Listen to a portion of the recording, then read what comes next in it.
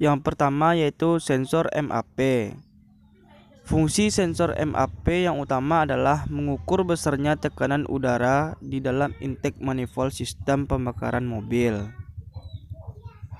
Caranya adalah memanfaatkan selang vakum yang berada di antara sensor MAP dengan intake manifold. Dari selang tersebut dapat diketahui nilai kevakuman intake manifold.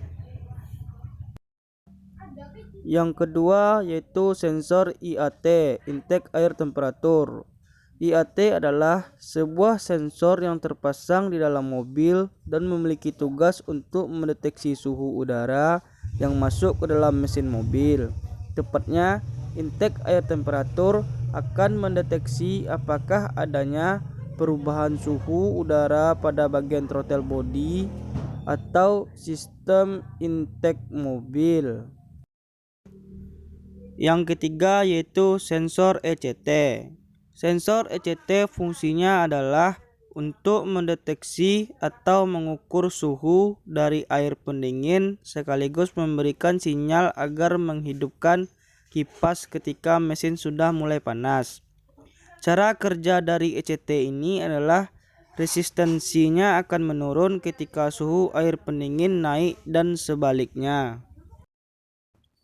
Yang keempat yaitu sensor TPS, Throttle Position Sensor. TPS berfungsi untuk mengatur serta menyeimbangkan BBM pada mesin kendaraan.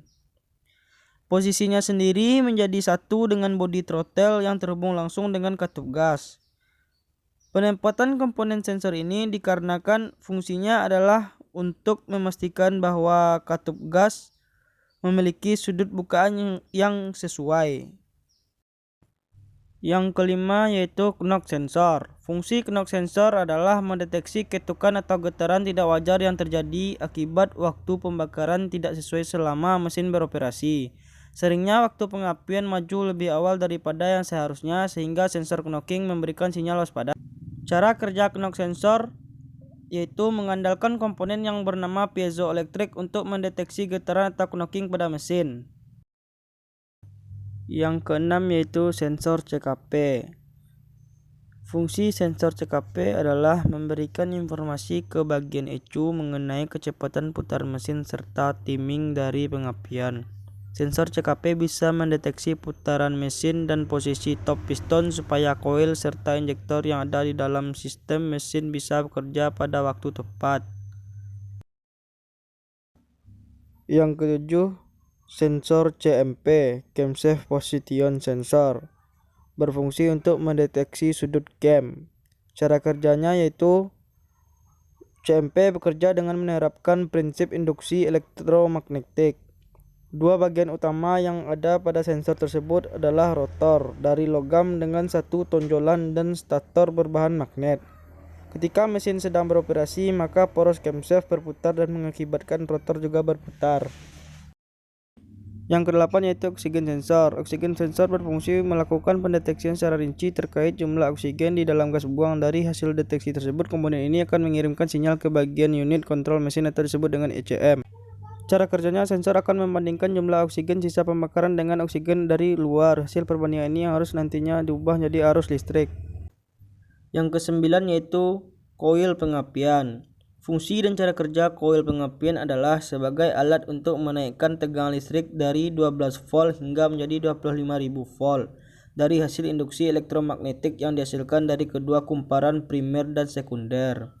Panas yang dihasilkan akan digunakan untuk menghasilkan percikan api pada busi sehingga mesin bisa menyala. Yang ke-10 adalah VSV, Vacuum Switching Valve.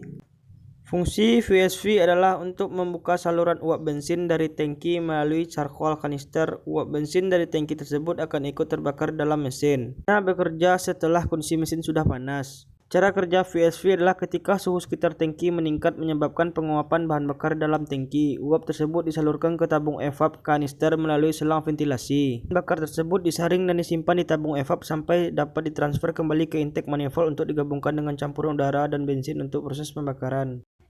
Yang ke-11 yaitu sensor ISC, Idle Speed Control, merupakan rangkaian elektronik yang fungsi utamanya adalah mengatur jumlah udara yang akan melalui idle port pada saat katup gas posisinya tertutup. Cara kerjanya yaitu dimulai saat mesin dihidupkan dengan TPS sensor akan mengirim sinyal bahwa katup posisinya tertutup. Sinyal tersebut berupa tegangan dengan besaran 0 sampai 5 volt. Yang ke-12 adalah sensor OCV atau Oil Control Valve, merupakan sebuah perangkat berukuran kecil namun memiliki fungsi untuk mengatur besar tekanan hidrolik yang akan diteruskan ke advance chamber serta retarding di dalam VVT controller, serta bisa mengatur pula posisi spool valve sesuai sinyal duty dari ECU. Dan cara kerjanya yaitu yang pertama bernama timing advance, di mana pada saat sinyal duty ratio dari ECU sangat besar maka bisa dipastikan bahwa posisi spool valve akan bergeser ke arah kiri. Dengan begitu tekanan oli akan masuk ke saluran mekanisme VVTi lewat retard chamber yang terbuka. Yang ke-13 adalah full injector. Injektor berfungsi sebagai penyuplai bahan bakar dan udara ke ruang mesin atau silinder, di mana di dalam sebuah injektor terdapat beberapa komponen pendukung, salah satunya sensor. Sensor inilah yang sangat mempengaruhi kinerja injektor. Cara kerja injektor yaitu dengan membuka saluran nozzle yang oleh solenoid.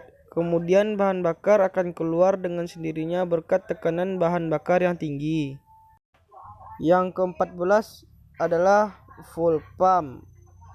Full pump memiliki fungsi untuk memompa bahan bakar dari tangkinya.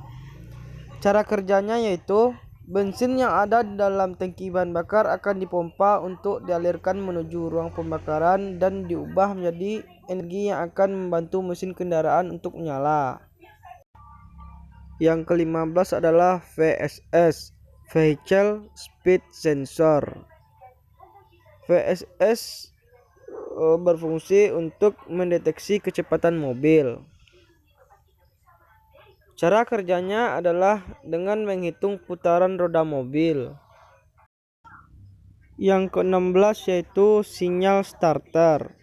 Fungsi sinyal starter yaitu adalah untuk mengawali perputaran mesin di kendaraan. Lebih singkatnya, sistem starter berperan untuk menyalakan mesin pada mobil. Cara kerjanya yaitu rangkaian kelistrikan pada sistem starter terhubung hingga bagian aki. Saat diaktifkan, motor starter berputar sehingga terjadi pembakaran bahan bakar pada mesin.